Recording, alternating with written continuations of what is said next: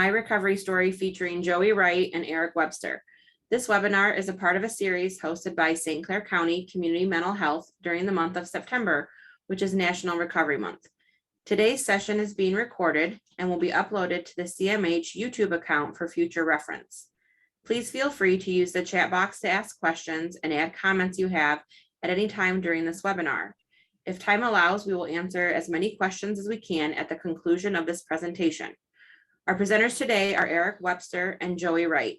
Eric and Joey are peer recovery coaches at BW Rock. With that, I'll turn it over to today's presenters. Hi, my name is Eric Webster, and I'm grateful to say that I'm a person in long-term recovery. My journey started 11 years ago. Right now, I just recently celebrated 11 years in recovery, and I'm grateful for that. Just give you a little synopsis of where I come from and where I'm at and how everything started. I'm originally from Detroit. I grew up in a family of 5 boys, single parent family. It's very, like I say, dysfunctional. And each of my brothers, we all played a role. And I was the comedian of the family. When things got difficult, I was that one who tried to make it a little easier with some comedy. And I've been using that to my advantage for the longest, but now I realize it's just being in recovery gives me an opportunity to express exactly how I feel without masking it with comedy. I started using, I was probably about 13 years old. I started smoking weed, and I had some traumatizing things that happened in my life. So smoking weed gave me an opportunity to get that out of my mind. At 12 years old, my daughter died. I mean, not my daughter, but my niece died of crib death and sudden infant syndrome. And that bothered me a great deal. I didn't know how to handle that. And so to alleviate those feelings I was feeling, I started smoking weed. That was my gateway to trying everything else. Like I said, I'm the 4th oldest of 5 boys. I have no sisters. I grew up in Southwest Detroit. I went to my neighborhood was very ethnically diverse, so it was a beautiful thing, like traveling the world without going off my block. And I really enjoyed that. I got an opportunity to experience different cultures at an early age, and I think that has helped me throughout my lifetime to understand that we're all not the same in certain instances, but to be open to listen and understand different cultures and different people. Well, like I said, my journey started with me smoking weed, and after that, I was introduced to all different types of drugs, mescaline. I tried hash, acid, and just a barrage of different drugs. But once I got into adulthood, I was introduced to cocaine. And I think that was, to me, that was, wow, where has this been all this time? And, it took me to places where it made me feel open, and I was able to express myself and mingle with people. And at the time, it was like an exclusive type thing to do. And then it got to a point where it was fun at the beginning, but after a while, it just took over my life. It took me to places that I would never had imagined that I would put myself in those situations, but it happened. And I'm grateful for a lot of things that happened too, because it gave me an opportunity to open up and look at life a different way once I got into recovery. And that's the difference. A lot of people have a tendency to think that when you say you're in recovery and you're clean, it's the same thing. But recovery is the active change in our ideals and attitude. It gives us a different way of looking at things, and it gives us an opportunity to be in working a solution instead of being stuck in a problem. But I started using crack cocaine in the early 90s, and that took me to places that I would never have imagined I would go. I put myself in situations where I was robbed at times. I came very close to losing my life. I OD'd. And all this was happening and because of the fact I was trying to escape a feeling I was having. And that's mainly why I use is to escape a feeling that I was experiencing at a time. And it gave me an opportunity to escape and try to handle that. But I realized after I finished using and I came down off the high, my problems were still there and nothing had changed. So it was a continuous cycle trying to escape from that instead of dealing with the problem. It gave me an opportunity to just explore different things. And like I said, I'm grateful that I'm sitting here with you. To the grace of God, I'm sitting here today, being able to explain exactly how drugs and alcohol has changed my life. I had been asked a question, if I could change anything, would I change it? And I still have that same answer today. I would say no, because of the fact that everything happened for a reason to get me to exactly where I am today. I don't really like to talk about the horror stories too much about drugs, but I do like to just express that it took me to things in my life that it's just hard to explain. But I'm grateful that I'm sitting here today. It's a blessing. And through after a while, I didn't realize I had a problem. I was in denial for a very long time, and that prolonged my drug usage, being in denial, even though people were telling me I need help. I didn't want to listen to that because, you know, I said, I don't have a problem. The problem is that you keep telling me I have a problem. But once I realized I had a problem, then I'm grateful that there was help available. But I had to admit to myself that I had a problem. I had to see it for myself. And until then, I don't care what you would say or what you would do. I would not, excuse me for that. I would not admit to the point that I had an issue with using. But once I admit that and I seen the problem for myself, it made it a lot easier for me to start asking for help. And that was the hardest thing for me to do, was ask for help. I'm grateful to my brother, who's no longer with us. He was in a program that he had a case manager, and he told the case manager about my situation. And the case manager connected with some people and got me into Sacred Heart. At the time, I was very angry at my brother because he exposed me. But then again, that's what I needed. I needed to be exposed. Once I got exposed and I realized I had a problem and I asked for help, I went to Sacred Heart, and Sacred Heart gave me an opportunity to learn about my disease. It gave me an opportunity to look at some things that were happening in my life that I needed to face and get over that shame and guilt and that ego, and to ask for help. And once I got there, I sat there and I learned a lot about my disease and about how it makes me react and how it reacts to cocaine, reacted on my brain. It gave me an opportunity to start changing things around. From there, I got an opportunity to come out here to Port Huron, Michigan. And I was very fearful about coming because I was coming to a town I didn't know anyone, I didn't know anybody. I didn't have anything. I think when I got here, I had a plastic bag, full of clothes, a duffel bag, and some smoker's choice cigarettes. You know, I was a smoker back then. And I came here, and at first I didn't want to be in a 3-quarter or recovery house living. I was very angry at myself and very disappointed that I had wind up being in residential treatment. But once I got out here to Port Huron and realized that this was the place I needed to be, this is the place where God led me.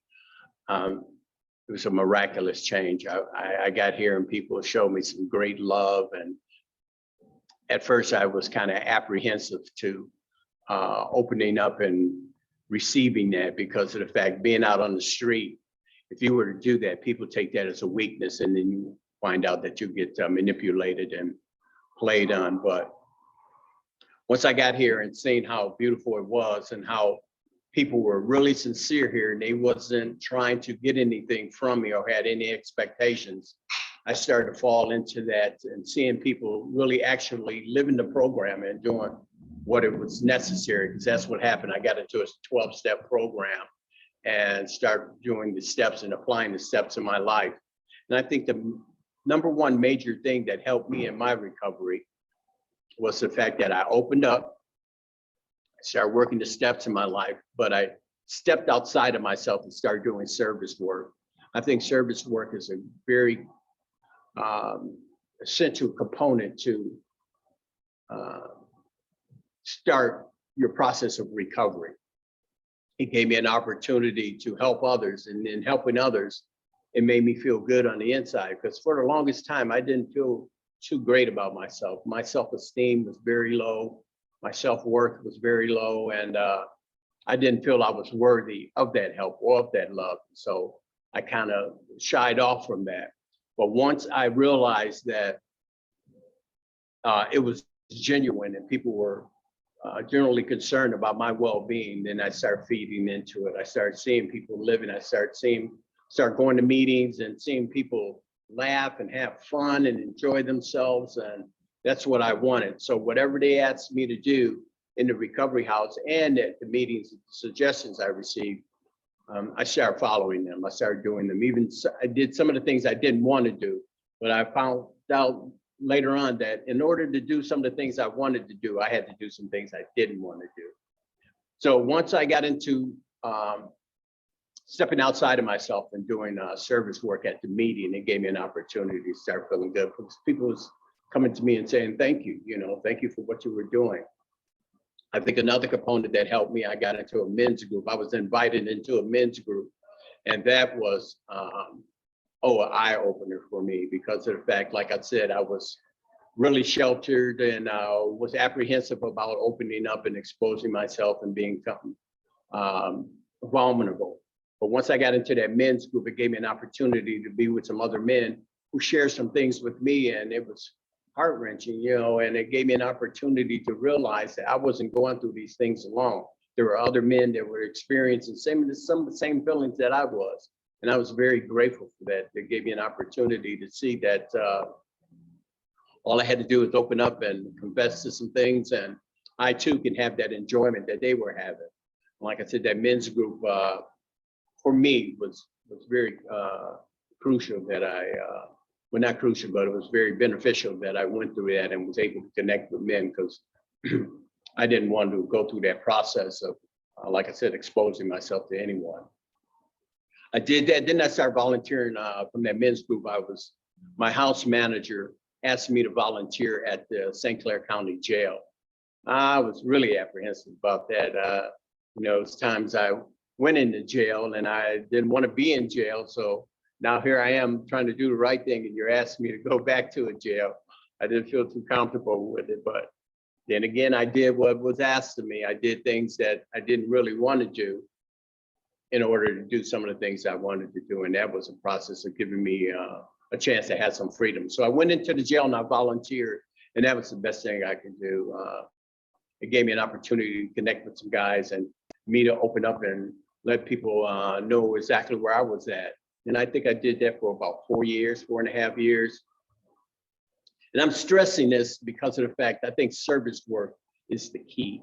Because like I said, my self-worth was very little, and to do something for someone else filled my heart with joy and gave me an opportunity to start feeling good about myself. And it took me a while before I started feeling good about myself. At times I still felt like a piece of crap because of the things I had done. But the more I got into opening up and volunteering myself with different agencies and doing different things, it felt a lot better. And then I got a job working at Community First Health Center, and that gave me an opportunity. I was working in their homeless healthcare program. And once I started doing that and started helping others that was less fortunate than me, the more I got involved in recovery, the more my ideas and my actions and thoughts changed, and the more I felt better about myself. And like I said, it gave me an opportunity to grow. It was a process.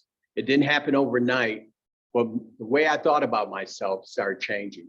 I went to an open talk, and a gentleman did something that clicked for me. You had those aha moments. And he took a $20 bill out of his pocket and he asked the audience, how many people want this $20 bill? And of course, everybody raised their hand and they wanted it. And he took that same $20 bill and he balled it up and he asked how many people want it now? And still people, raised their hands. He took it and threw it on the floor and he started stepping on it and stomping on it. And he says, how many people want it now? And it wasn't as many people raising their hands for it as it was when it was a crisp $20 bill. And he said this, he said, no matter how much you get beat up, stomped on, thrown away, you still have self-worth. And that clicked for me, and it gave me an opportunity to start forgiving myself for some of those things that I've done in the past that kept me trapped and kept me in a state of not having any worth, not being useful to anyone. And from that point, like I said, I was working at Community First Health Centers as a outreach and enrollment specialist for their homeless healthcare program and doing that. And I'm still working the steps and still going to meetings. And I was told when I first got here, just keep coming. No matter what, just keep coming. Because you're going to go through some things while still in recovery that you have to be persistent and consistent to continue to learn about yourself and to open up and allow people to help you, and don't feel like you know everything, because I was that type of person. I felt that I was a smart guy. I knew everything. You couldn't tell me anything. But once I got into recovery, I realized I wasn't as smart as I thought I was. One of the best things that helped me out too while I was in recovery was this device right here. This was a lifesaver for me. For me to pick up this telephone and call people, at first it was a very hard thing to do. But once I got in the habit of calling people and just calling people saying I feel good today or I don't feel good today, just connecting with people, period, gave me an opportunity to start to open up and start feeling better about myself.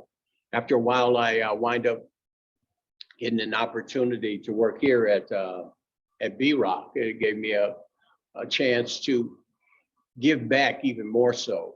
And it's a great feeling to be able to assist someone, especially when they're at their worst, to see them flourish and grow is one of the best things in life I can experience. I can say there's two things in life that I cherish and that I look at upon as being grateful to do. And one is give life. I have a daughter that's 21 years old now, and to be able to give life and to see that, to have my heart walk outside of my body was one of the most beautiful things I've experienced. Second is to be able to change someone's life by inspiring them or encouraging them and to see them flourish and grow. Just yesterday, I was at a meeting and there was a gentleman who was celebrating 9 years, and I seen him, flourish and grow and to become a very good contributing guy to society today and being a productive member of society. And he thanked me for that. He said, "Thank you very much, Eric, for helping me when I first got here." And oh man, that warms my heart. And it's like I said, being in recovery today it's a beautiful thing.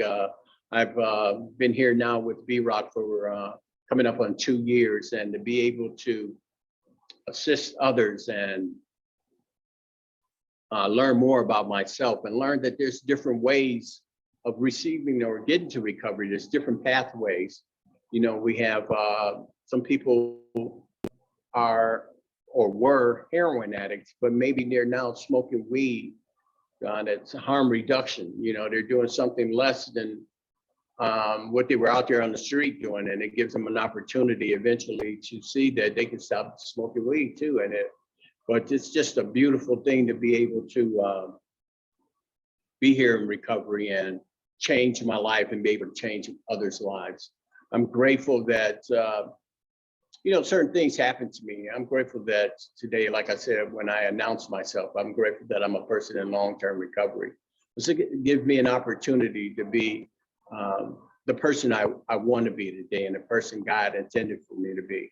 My trust in God is one of the most prominent things that has helped me in my recovery too. Some people hear that word God and shy away from it, but I was told too, you can just use the acronym good orderly direction, or you can call them your higher power, but whatever, get with some type of love, because that's the definition of a higher power. It's got to be loving, caring, and greater than yourself. Get involved with that and pursue that, and pursue the fact that you're trying to be a better person. And like I said, the 12-step program has given me an opportunity to learn how to change the way I think and to be helpful to others. I think that's the main goal that we all should strive for, is to show love and to give love to others. And for the longest time, I didn't love myself. And today I'm able to love myself. I love myself to a point where I'm able to express that love to others. And it comes back to me. Whatever I put out there, that's what comes back to me. And I'm so grateful that I'm able to continue to walk in this path of recovery. And I'm totally learning every day. And I realized that I can learn from anyone in any situation. There's things that happen in my life too that I didn't see when I was using. I go to a Bible recovery meeting on Thursday nights, and we have a thing that's called God Wings. And that's where you notice certain situations that happen in your life that maybe an ideal clicked in your head, or God did something for you that blessed you in a certain way, but you're able to see it now. And that's all due to recovery. It's all due to me applying these 12 steps into my life, and to being able to get a chance to help someone else with that. It's a beautiful thing. I'm truly grateful, and I'm grateful you guys give me an opportunity to express exactly how my life has changed. Like I said, I don't talk too much about horror stories, because I don't think that's what it's all about. We all have those. I think what it's all about is talking about how your life has changed and where you're going and what you're trying to do for someone else. Because right now it's not about me. It's about me helping someone else. And God has guided me right to this point where I'm able to take my experiences and help inspire someone else to change their life. And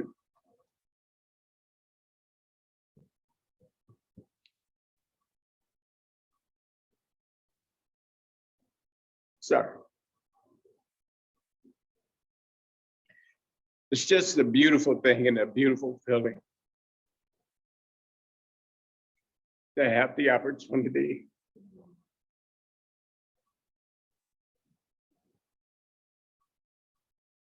to have life today and have it abundantly.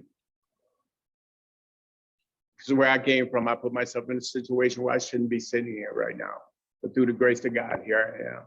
And I'm very grateful for that. And again, I thank you for giving me the opportunity. I hope that someone, just one person, gets the opportunity to grasp something from what I said and to be able to change their life and be able to do that for someone else. And that's how this grows.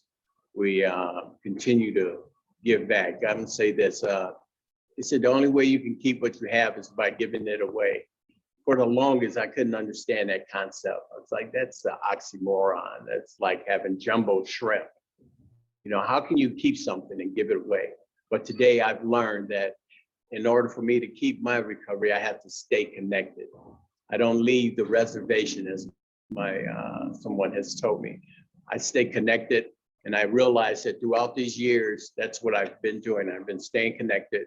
I've been helping others, and while helping others, I'm helping myself, and my trust in God and my faith leads me today.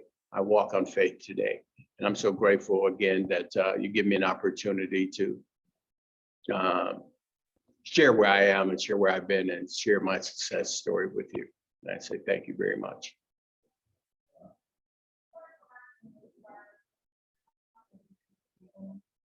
I guess what I could do is turn it over to my coworker. I don't know if you wanted me to go. Yes. Eric, do you want to answer questions that are directed towards you now, or? Sure, yeah, I could do that. I still have a few minutes. There are a couple of questions here in our chat. First of all, I just want to tell you that there's quite a bit of congratulations and appreciation for sharing your story in the chat too. So if you have a moment to read those. I know you talked a little bit about God when you were talking, but Josh asks if, how would you define your pathway to recovery?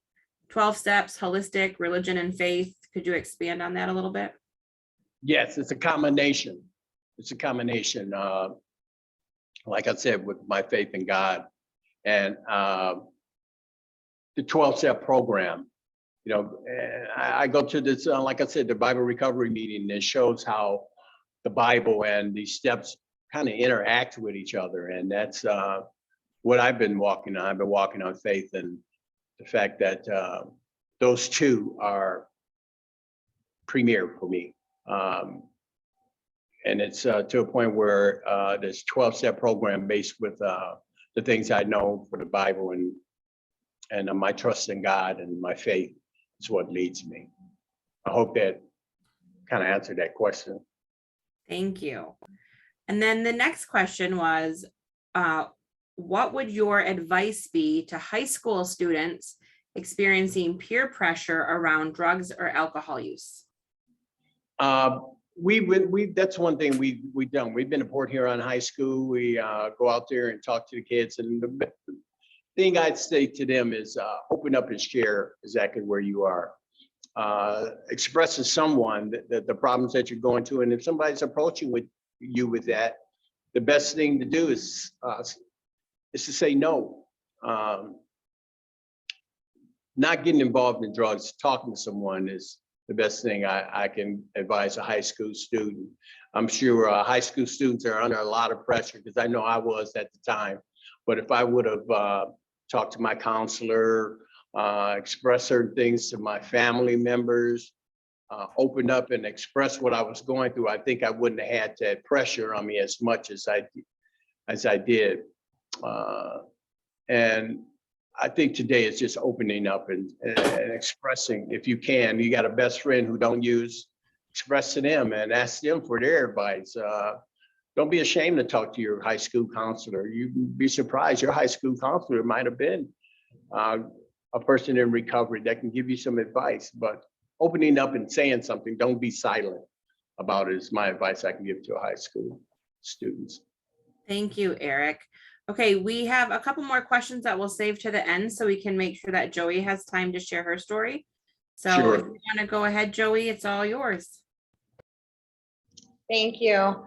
Hi guys, my name is Joey Wright and I'm a person in long-term recovery and a grateful recovering alcoholic. So a little bit about myself is I grew up in Howell, Michigan. On the weekdays, which is at the time, it was a very rural town. I lived way out in the boonies in the country. So it was basically, I had an older sister and a little brother, and I had two half brothers who one lived in the home with us and one grew up in Detroit. And then I grew up in biker clubs on the weekends, right there off of Warren. And so growing up, it was basically, like I said, my sister was 7 years older than me. So it was my little brother and I with our friends like miles away. So during that time, I would get off the bus and I would come home, and for a majority of my childhood, I was molested by an older brother who was my mom's half son. And my little brother would get locked in the basement while that would happen. And so it was a fear to go home every day, even though, you know, I grew up with great parents. My mom worked full time. My dad was basically like a stay-at-home dad, but he had a lot going on. And that ultimately happened. And it's crazy because knowing now what I know then, like that had a big imprint on who I was as a child, who I was going to become as a woman. I was very protective of my little brother. And I was very OCD, and I didn't relate those tendencies until now that I know better. Like everything had to be perfect, and it still kind of does, and my children hate me for it, but you know, my house is clean. But I was loyal to a fault when it came to the people that I loved, and I was always a protector. I felt like I had to protect everybody else, and ultimately that kind of led to my downfall. I had met my oldest kid's dad when I was 14, and I had started dating him very young. I ended up being with him for 17 years. And I didn't start really experimenting with drugs or alcohol until I was about 14. And I remember marijuana was the first thing I tried. Probably alcohol. And then I had started smoking weed every day. You know, I had a job at 14, and I tried to stay out of the house as much as possible. It wasn't until my mom's son who was my abuser, had gotten out of prison, that I really started kind of going balls to the wall with drinking and experimenting with other things. I had tried cocaine a couple times, and when my parents found that out, and my dad being a biker, and I thought I could hide it from them, but he knew. So they did do what they should have done. You know, I was never they didn't know how to deal with the sexual abuse. They didn't know what to do. By that time, my mom's son was already in prison for a different sexual crime. So it wasn't what he was doing to me. And now that I look back on it, it was probably a good thing that he was in prison, because my dad probably would have killed him, and then I wouldn't have had a dad. And it wasn't until later in life he explained that to me. Like, I didn't know what I was supposed to do. So I wasn't in counseling. I didn't get any help for that. So I just suppressed it. And then he came back into our lives, back into our family, back to Christmas, you know, functions and all that. And I went crazy, if that's the best way I could explain it, for a 14-year-old. So my parents kind of nipped that in the bud very quickly. I mean, they noticed that I was going from an A/B student to C's, D's, and F's and skipping school and all that. So they sent me to Beaver Island for the remainder of my high school years. So I ended up living there. It was called Beaver Island Lighthouse School.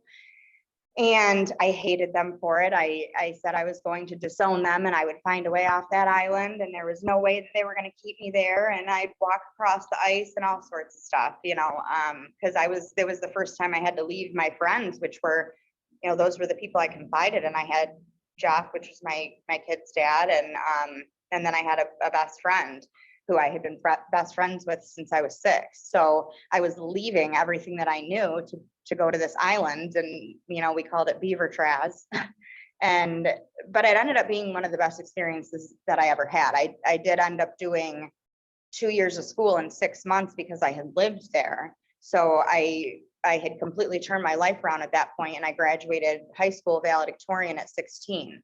And I would say that in my family, given what everyone had, they had always been really hard workers, but they never had the opportunity to go to college. They never had the opportunity to go out into the world. You know, they knew Detroit and they knew Powell. And so I had always wanted to go to California to school. I wanted to be a news anchor. So I went to Specs Howard right out of high school. And then I got pregnant like a week or two into it. And I had my daughter the day before I graduated there. And then I went to California. But I noticed now, like, my first addiction was love. I just wanted to be loved. I just wanted that family, that perfect family that was not dysfunctional, that didn't have brothers and sisters all over, that, you know, that sat down to the dinner table every night. And I strived for that so hard that I didn't understand that, like, I was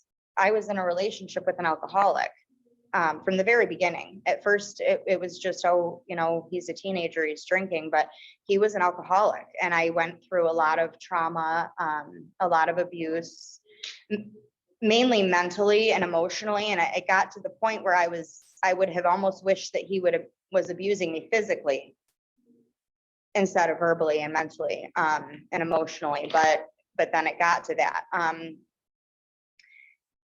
And then I had my son, so I had 2 children with him, and things got really bad with drinking. He had cheated on me with my best friend, the best friend that I had since I was 6, and I had completely lost it. I was never taught how to deal with emotions. I was always someone who had bottled them up. I was always someone who worried about everyone else and how they felt. So I started drinking, and it took me pretty quickly So I tried to quit drinking on my own, and I tried to run. I went to Florida, and I moved there, and I got my first DUI there. But I never looked at it as a problem. I thought it was just something that I was doing to not have to deal with the emotions, but that's what we do. And none of these things I knew. I had never had any experience with addiction or alcoholism in my family. Even being raised in biker clubs, I didn't. My parents weren't addicts. They didn't even smoke cigarettes. And so it was new to me. When I came back from Florida, when I got my DUI, I had basically lost everything at that point, and I had to come back to Michigan. My sister had went and got guardianship of my kids while I was in jail, and there was no way for me to fight for them. I was in Florida, and they were now in Michigan without any ways or means for me to say I did not want that to happen. So I had lost everything, and I came back to Michigan with nothing. And that was the first time in my life that I didn't have my own place, that I didn't have my own vehicle, that I didn't have a job since I was 14 and moved out of the house. I had never had to couch surf.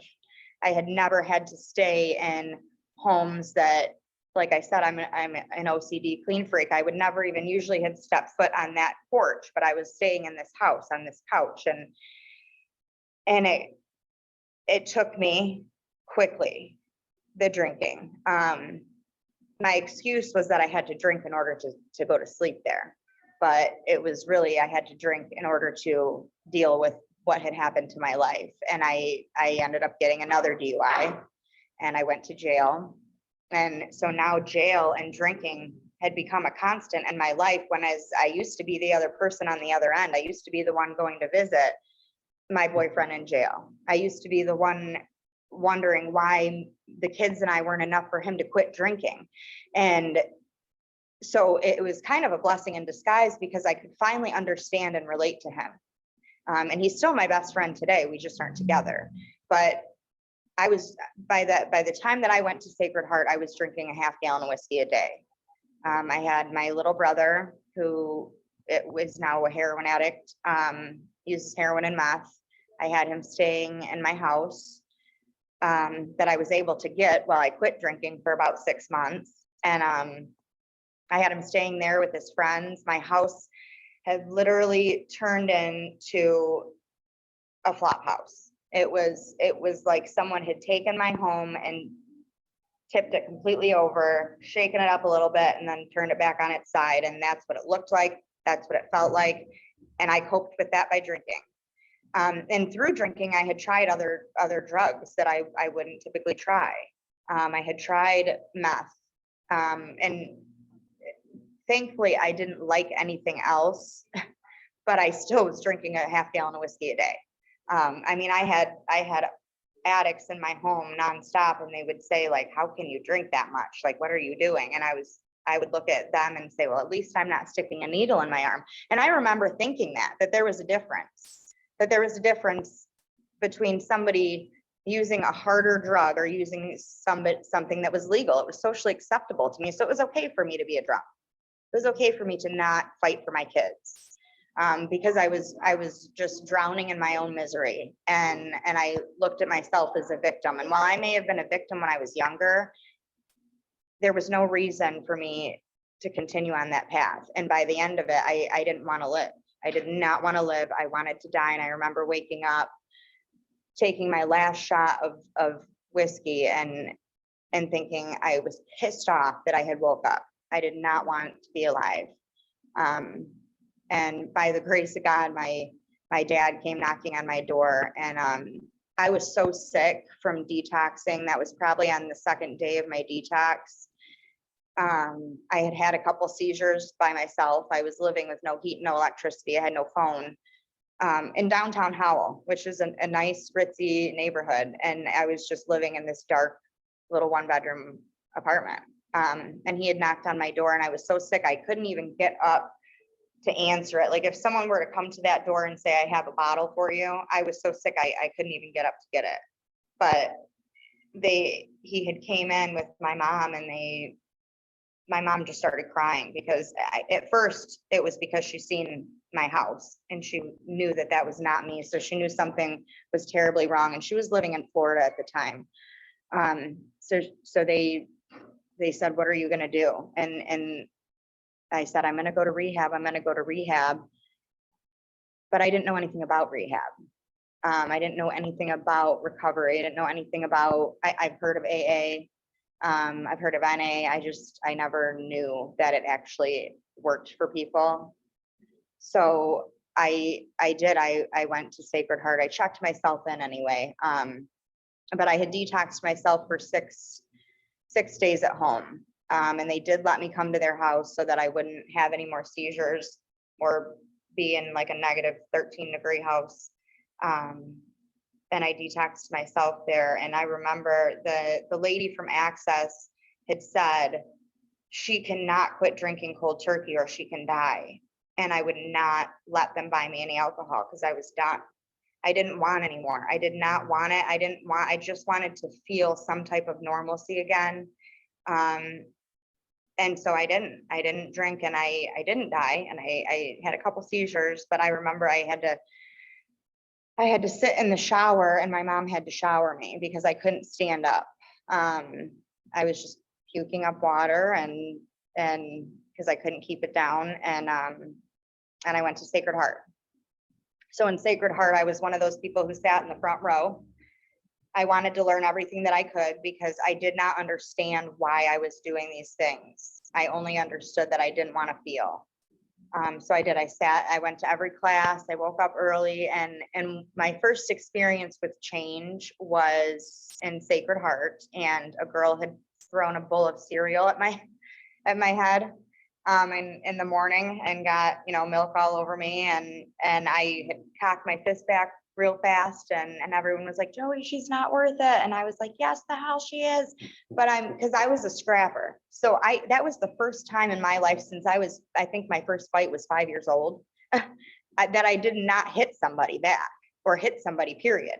And then she had put her hands on me and I didn't hit her back. And the next experience with change came right after that, when I found out that the lady was supposed to graduate, or whatever. What is it called when they graduate? Complete.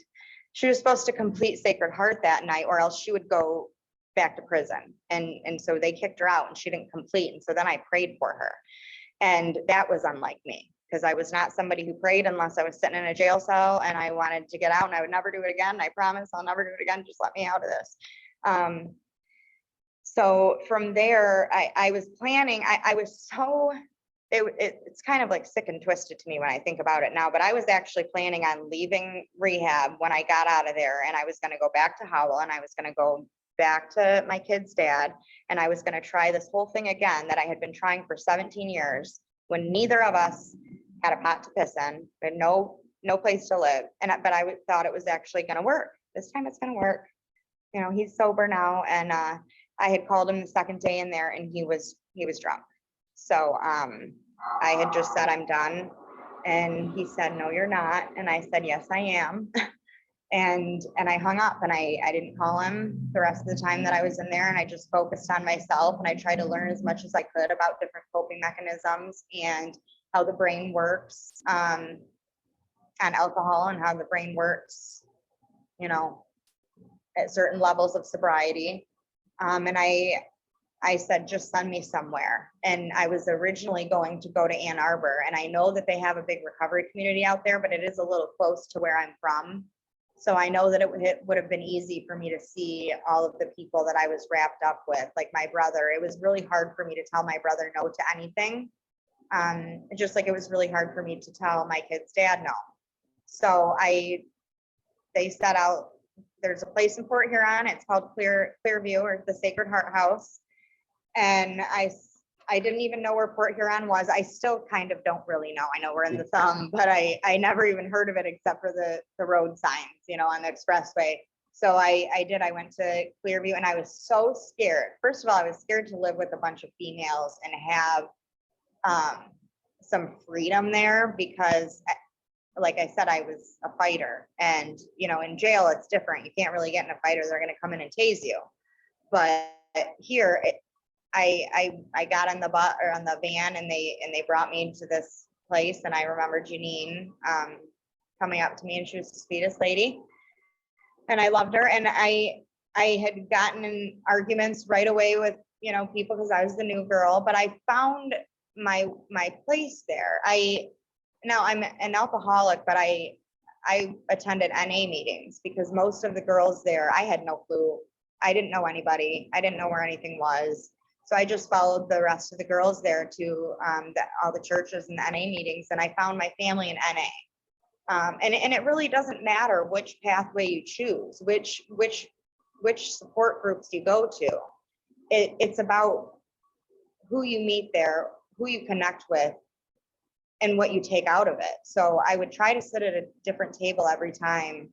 And I did, and I found my people. And through that, I also got a little sense of who was serious and who wasn't. And that was my biggest thing. You know, I did get into a relationship quickly, like they tell you not to do. And for me, I mean, I was in a 17-year relationship. At that time, that was more than half of my life.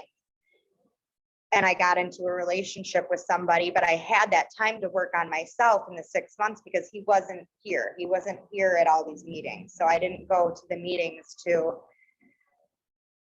hook up with, you know, my boyfriend or to meet afterwards and go out. I was there to listen because I had, like I said, I had no clue about how to live anymore. I went from this super mom, college graduate, very successful woman to nothing.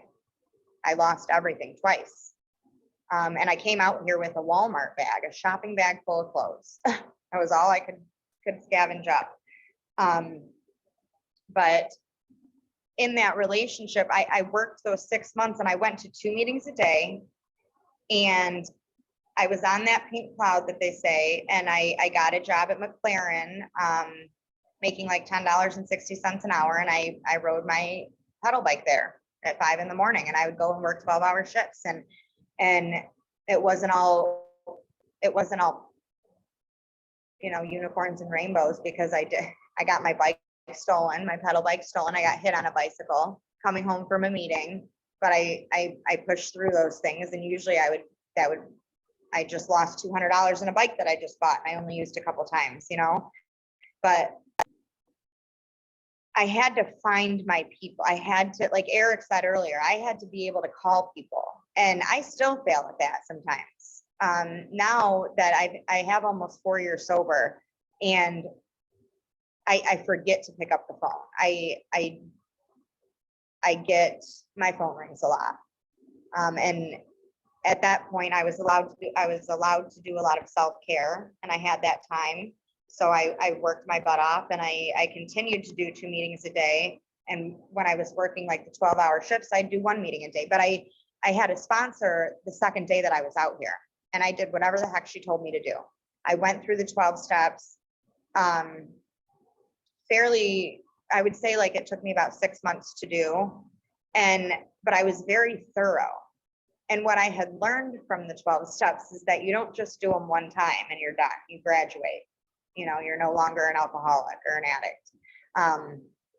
I have to keep working at them every day. And especially because, like, through that relationship, I have 3 kids now, and my daughter just turned 2.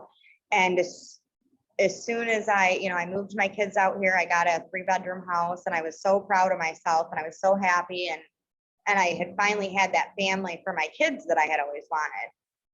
And then I had my daughter, and her dad relapsed. And it's been a constant on and off battle, constant relapse for 2 years. All while I was still grieving the man that I had been with for 17 years. So I have this new baby. I'm trying to make meetings. I'm trying to get my son to football. My best friend had passed away from an overdose 12 days after my daughter was born, and she was supposed to be her godmother. So bad things were happening. but I never picked up a bottle. I had to pick up my phone and I had to say, I'm breaking down over here. I don't know what to do with myself. I've got 3 kids. I can't get everyone to where they need to go at one time. And I just want to cry. I just need to cry to somebody. So I went to a meeting and I could let it all out there. And like, it's surprising, like when you think you're the only one going through it and you go and you share at a meeting, or you reach out, then how many people you're actually helping by being vulnerable. And that was the biggest thing for me. And especially when I had shared for the very first time about being molested as a kid, I mean, I thought I was the only one that had ever happened to, you know, and all of the bullshit, but I wasn't. There were so many people that I can sit down at a table with 10 people, and chances are, other than being an alcoholic or an addict, I have something in common with every single one of them. And it doesn't have to be the same exact thing. It doesn't have to be the same story verbatim, but we've all been there. We've all felt like we were nothing. We've all felt like we didn't deserve a better life. We've all felt broken. And I had lost myself completely. I had no clue who I was. I had to learn to love myself again.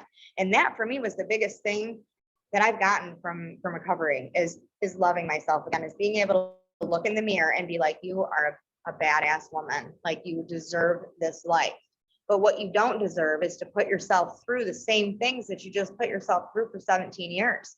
And I have to be very self-aware of not making those same mistakes. I had to look and see why these patterns are the same. You know, why am I choosing the same type of man? Why does this happen? Because before I blamed myself, and I've been blamed, you know, and it's not that. It's sometimes I want to see the best in somebody, and I do, and that can be a fault of mine. Because when I'm helping people at my job, or I'm helping women in recovery who are in the women's group or who call me, it's a different situation than the situation that you have at home. You know, the one that you're putting your kids in danger again. And I had to get my kids in counseling. So, because I never had it. And those are things that I've learned. Like they say, if you increase your children's childhood by like 50%, then you are a successful parent. I had to realize, like, my parents did the best that they could with what they had, because I do not feel like I'm a perfect mom. I know I'm not a perfect mom, but I don't even feel like I'm a great mom sometimes. And I have to be reminded of that. Like, I'm doing the best that I can with what I have. And what I have is a whole community of people who I can relate to, and then a whole community of people who support my little community of people. And it was amazing. That's why I stayed in Port Huron, because it was such a big recovery community. I didn't have that in Howell. And even if they started that out there, I had everyone else, you know, like I had to end my relationships with my best friend since I was, you know, he was 15 months younger than me. That's my brother. And I couldn't talk to him for 2 years. Couldn't even see him, because I couldn't see what he was doing to himself.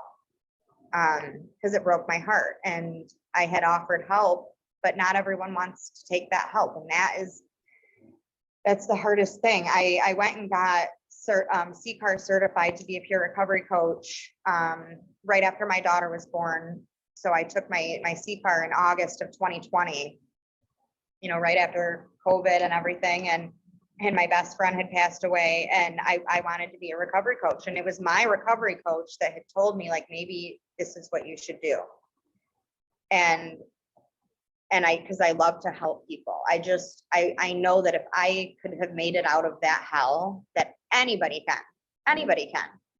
And I won't even argue that point, because I know it for a fact that recovery is possible for anybody who is still alive and breathing. They may not feel like they are, but it's possible. And volunteering, I started volunteering with BW Rockwell before I started working here. And so I remember applying to a bunch of different places, and Pat had came to me and said, well, we don't have a recovery coach position available, but you know, we need someone who can do the intakes for the recovery coaches. And so I said, okay, I'll do that. And then I got to start planning all of the events. And that was the biggest thing for me, to get to know people out here, not knowing anybody, was going to all of the recovery events, whether it be NA kickball or AA picnics. I wanted to get to know everyone, and I kind of became the social butterfly that I always used to be. So recovery has brought that back out in me.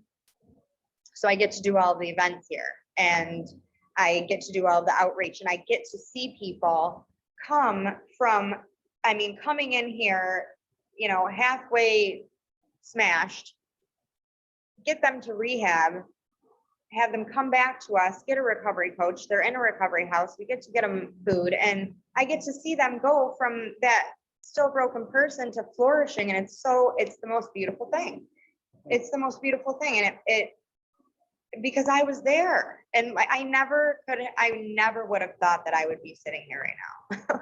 I was supposed to be a news anchor, like on TV, like Kelly or Regis and Joey, I always said, but that's not where my life led me. It led me here. And I believe that everything happens for a reason. I believe that, unfortunately, I had to go through all of the traumatic events that happened in my life, because God knew that I was strong enough to go through them.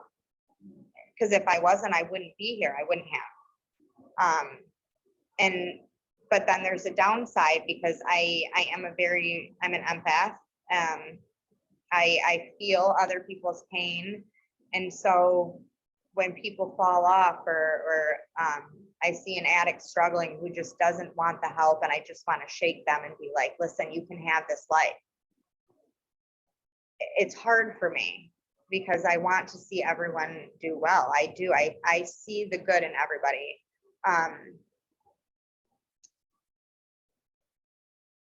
The shame and the guilt that I had of not having my kids, or of having to put them through what I put them through, is still hard on me when I think about it. That's kind of why I'm tearing up, because I try not to think about it. But and for those of you who have kids and they will hold things over your head, 15-year-old girls know everything, and sometimes they do. I've had it thrown in my face, like, oh yeah, I have a great life, and in the back of my mind, I'm thinking, your life is not as bad as some kids have it, but I can't tell them that they're not allowed to feel that pain, that they're not allowed to resent me for that. So it's very hard, but I work on myself for that. Like, I know that I'm doing the best that I can, and I try not to put myself down. I mean, I see a lot of girls come in to BW Rock, and they've been in the recovery house for 1 week, and they're already looking for places to rent. They don't even have a job yet. That was me. I was ready to have my kids back and get them out here and move out, and I didn't even have a job. Or I'd have a job for like a week, and I'm like, you're making $10 an hour, and you're not going to have a place in a month. So I had to take that 6 months and find myself again, learn to live again, learn to do the next right thing consistently, and go to meetings consistently, and have a good solid foundation and a good solid circle of people before I moved my kids out here, before I brought them back into my life. And they got to come out and visit, but I try to tell every one of those girls and guys, take that time for yourself. You've lost it completely, who you are as a person. And that was the best for me, was loving myself. And even though I've put myself through some crap, and I have to take my own, I have to take responsibility of the things that I've done. I have to see my part in everything. It can be annoying to have to do that, because I don't want to admit it, but I've done some things that, I can continuously taking somebody back. Like, I had to break that pattern. So I can't feel guilty. I've got to move on. And for me, recovery, some people would say I'm crazy, but for me, like, recovery is not drinking is easy for me. I knew I was done. we make it harder than it is. We make recovery harder than it is. And that's why they say one day at a time. And that's why I had to have it tattooed on me. First thought wrong, 5 minutes till the miracle. I have to give myself 5 minutes before I want to snap on somebody, or even with road rage now, because you can have a relapse on mentally, you can have a relapse on your character. So I have to continuously work at that. And I do struggle sometimes with self-care, but that is the most important thing. And I cannot stress it enough, because when you're in rehab, you have those four walls around you. You are sitting there, you are in the classes, it feels like it's hard at the time, but the real work starts when you get out of there. When you have to start doing the steps and finding out why you do these things, that's the real work. Like I joke all the time, like now I have football practice and basketball practice, and I have to pick one up from daycare, or go sign them up for this or sign them up for that, or my daughter, ordered DoorDash and they didn't come, so I have to go pick it up for her. And it's a lot. And I have to find time for myself with being a single mom of 3 kids. So sometimes I will say, like, I wish I could just go check myself into Sacred Heart and say, I did not relapse. I just need a vacation. I need a break. I will take all the classes and I will be up at 5 o'clock ready to learn them. I just need a break. And that's where the self-care comes in. So I started Sober Sisters, which is a women's group at BW Rock on Wednesdays. And that's one of my main meetings that I go to now, because I work full time in the day and then I have kids at night. So that's where my self-care comes in. And my advice to anybody is you can't force someone to get clean, but you can inspire them to.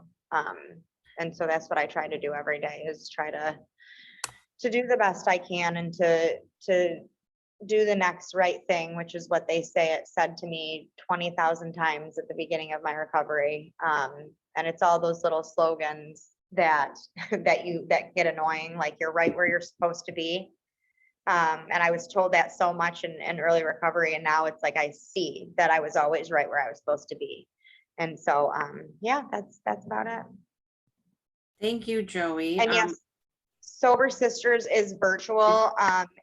If you let us know that, or if you message me like on Facebook or on BW Rock, then we have we use kind of the same Zoom link for all of the support groups. So all of our support groups that are here can be virtual.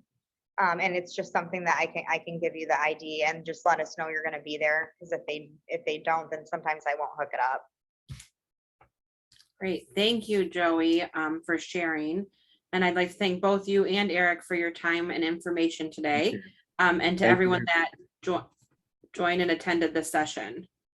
To recap, today's presentation is one of many webinars scheduled throughout the month of September. You can still register for any of the upcoming presentations at sccmh.org. And thank you again for joining us today, and to Joey and Eric for sharing their stories. We look forward to seeing you on the next webinar.